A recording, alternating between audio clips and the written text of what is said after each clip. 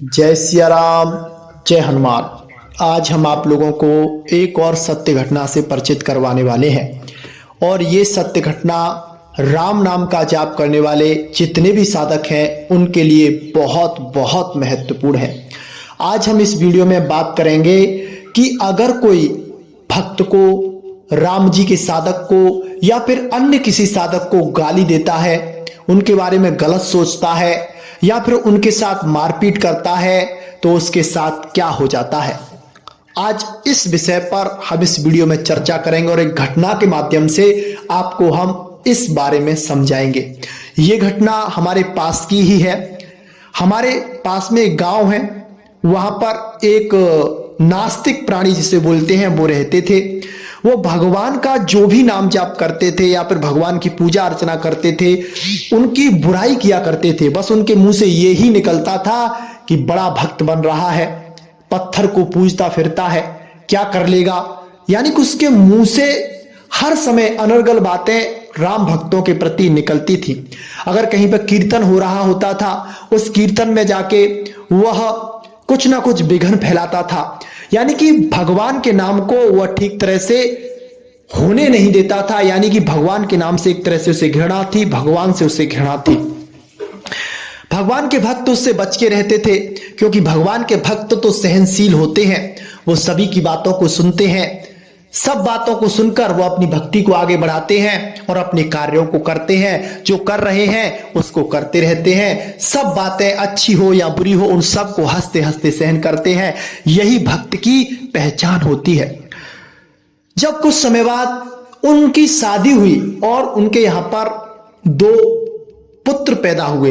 कृपा देखिए भगवान की कि उनके यहां पर 2 पुत्र पैदा हुए। ना पूजा पाठ करते थे ना कुछ करते थे, 2 पुत्र हुए। पैसा भी अच्छा खासा था, यानी कि एक अच्छे घर से बिलोंग करते थे, अच्छा खासा बिजनेस था। तो वो भगवान को तो मानते ही नहीं थे। वो कहते थे मेरे पास सब कुछ है, मैं भगवान को नहीं मानता, फिर भी मेरे पास सब कुछ है। आप लोग भगवान की पूजा करते करते मर रहे हो, फिर भी सड़क पे पड़े हो, कुछ नहीं, क्या कर लेगा तेरा भगवान। और मतलब अगर उनसे कोई राम नाम का जाप गया भक्त भगवान के प्रति कुछ बोलता तो उनसे गालियां देने लग जाते थे। और एक एक दो नौत यहां तक आ जाती थी कि किसी किसी साधक से तो वो मार पीट भी कर देते थे। धीरे धीरे समय गुजरता गया, क्योंकि उनके पिछले जन्म के कुछ शुभ कर्म थे जो कि उनके जीवन में इस समय उनका सहयोग कर रहे थे, साथ दे रहे थे। ऐसा होता है कि जब कोई प्राणी, कोई जीव इस जन्म में बुरे कार्य करता है और उसके साथ अच्छा अच्छा हो रहा है, तो पूर्व जन्म के उसके कुछ पुण्य बचे हुए हैं जिनको पहले उसे भुगाया जा रहा है, उसको उन पुण्यों को छीड़ किया जा रहा है। और जो पाप कर रहा है उससे उसके और ज्यादा पुण्य छीड़ हो रहे हैं। तो उसके जीवन में आने वाले समय में और उन्नति हुई, उसका व्यापार और अच्छे से बढ़ा। और वो भगवान के नाम पर या फिर इन चीजों को कुछ मानता नहीं था। मांस का सेवन करता था, मांस भक्षण करता था और कबूतरों को मारना, मुर्गा का मांस, इस तरह से उसकी मतलब पूर्णतः वह मांसाहारी था, एक तरह से राक्षस टाइप का था। और उसके पुत्र भी थे, उनके अंदर भी यही स्थिति भर गई थी। कहते हैं बड़ संकरता उनके अंदर उत्पन्न हो गई थी। कुछ समय बाद जब समय का पलटा और भगवान ने जब उसके पाप कर्मों का उसे प्रारब्ध भुगताने के लिए तैयार हुए, तब उनके साथ क्या होता है कि उनका एक बड़ा बेटा था जो कि उसे एक एक्सीडेंट हो जाता है और एक्सीडेंट में उसे ब्रेन की चोट आती है और वह एक तरह से मरासन स्थिति में चला जाता है। बोलता कुछ है नहीं और जिंदा है, बोल कुछ रहा नहीं, जिंदा है, हॉस्पिटल में भर्ती है। पर डे का खर्चा उसका 20 से 25 हजार का बैठ रहा था एक दिन का। धीरे धीरे उसकी स्थिति लंबे समय तक ऐसी ही रही और लगभग उस पर 20 से 25 लाख रुपए उसके खर्च हो गए। लेकिन फिर भी उस पर कोई फर्क नहीं पड़ा, क्योंकि उसके पास पैसा बहुत था। जो उसका छोटा बेटा था वह एक तरह से आवारा टाइप का हो गया था। दारू पीना, शराब पीना, मांस खाना और जैसे कुसंग होता है उसमें वह पड़ चुका था, वेश्यागमन करता था। घर वालों को कुछ समझता नहीं था, जो उसके पिता थे उसको भी नहीं समझता था। घर में थोड़ी उसकी अवस्था बड़ी हुई, थोड़े उसके शरीर में जान आई तो अपनी माताजी के साथ मारपीट कर देता और अपने बाप के साथ मारपीट कर देता। ऐसा उसके साथ वह करने लगा था, यानी कि उन पर अत्याचार वह करने लगा था।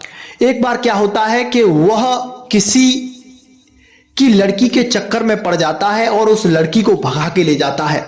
और जिस लड़की को भगा के ले जाता है उसका जो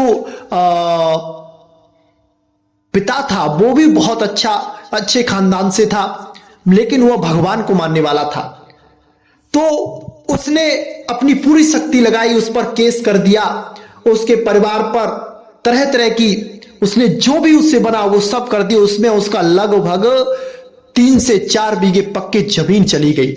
अब उसके पास ज्यादा धन नहीं रह गया था, इतना धन रह गया था कि उसका जीवन यापन हो रहा था। फिर कुछ समय बाद क्या होता है, जो नास्तिक था उसको कैंसर हो जाता है, यानी कि उसको कैंसर का फोड़ा हो जाता है और जीव में कैंसर होता है उसकी में। यानी कि जिस जीव से वो भगवान के भक्तों की बुराई करता था, लोगों की निंदा करता था और भगवान के भक्तों से अनर्गल बातें कहता था, उस जीव में कैंसर हो जाता है। ना तो वो कुछ खा सकता है, ना कुछ पी सकता है, और उसकी अवस्था ऐसी हो गई थी कि उसके पास भी कोई जाता है तो उसमें से बदबू मारती थी।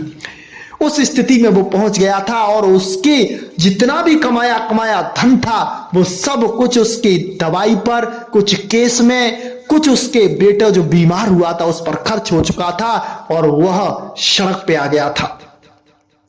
उसकी जो मृत्यु हुई थी वो बहुत बहुत दर्दनाक हुई थी। उसकी मौत की जब हुई थी तो उसको कंधा दिलाने वाला कोई नहीं था, यानी कि उस पे कंधा देने से लोग अनरगना रहे थे कि ये सब लोगों की बुराई करता था, अपने आप को श्रेष्ठ समझता था। लेकिन कुछ उसके रिश्तेदार थे मिलने वाले, तो उसको कंधा तो दिया गया।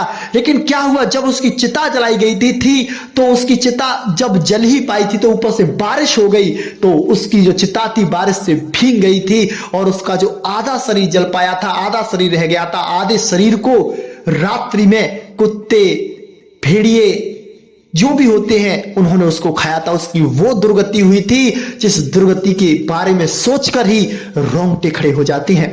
तो मेरे प्यारे भक्तों, आप चिंता ना करें। अगर आपकी कोई बुराई करता है, आप पर कोई अत्याचार करता है, तो आप उसके बारे में गलत ना सोचें। आप तो बस अपने नाम पर, अपने भगवान पर अपनी आस्था को प्रबल रखें। वह ऐसा इंसाफ करता है समय आने पर कि सामने वाला जो आपका विरोधी था वो आपका सहयोगी हो जाता है, और जो भगवान के भक्तों के विपरीत जाता है उसका फिर वो पतन होता है। उसके पतन को फिर कोई देख नहीं पाता है, यानी कि उसकी लाश तक की ख्वारियां हो जाती हैं। जो कोई भक्त का अगर अपराध करता है तो भगवान का रोष उसे जलाकर भस्म कर देता है। तो इस बात को आपको दिमाग में रखना है। भगवान आपके साथ हैं, बालाजी महाराज आप पे कृपा कर रहे हैं। जो भी आप करें भगवान को समर्पित करके करें और अपने पूजा पाठ नाम जाप पर ध्यान दें। आने वाले समय में आपकी उन्नति होगी और जो आपके विरोधी हैं वह जरूर जरूर परास्त हो जाएंगे। ये सत्य घटना हमने आपको इसी तरह के लिए बताई है कि अगर आपसे भी ये गलती बन रही है तो आप उसे आज ही छोड़ दें। जय सिया राम, जय हनुमान।